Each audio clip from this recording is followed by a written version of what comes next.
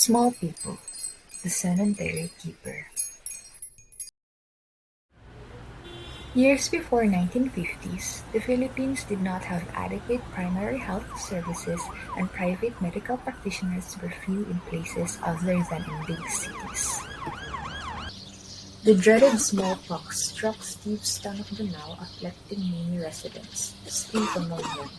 He was in his teens when smallpox disfigured his face with pockmarks. Steve's distressing predicament made it difficult for him to seek a job, let alone find a mate. Nevertheless, he lived a decent and colorful life. Behind his pockmarked face, he maintained a steely resolve to find himself a respectable slot in the social structure of the community. Undaunted by the playful taunts and jokes on his pockmarks, Steve learned a hilarious way to get back at his main tormentors, some of the town's machos. There was quite a commotion when two youngsters scampered away from their table at a small store. One ran like being chased by a ghost, and the other stumbled covering his face with his hands. Turned out that they were scared for Steve wanted to kiss them. A few years after graduation,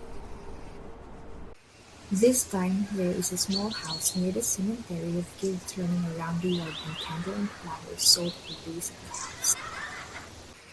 Unlike before, the cemetery was now very well kept and the trees overlooked the tombs.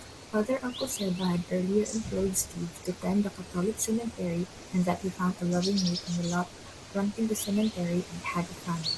Steve ultimately found his calling and succeeded in altering his humiliating relatives. I left the now confident that serenity of my ancestors' resting place was watched over by Steve the cemetery keeper. Created using Powtoon.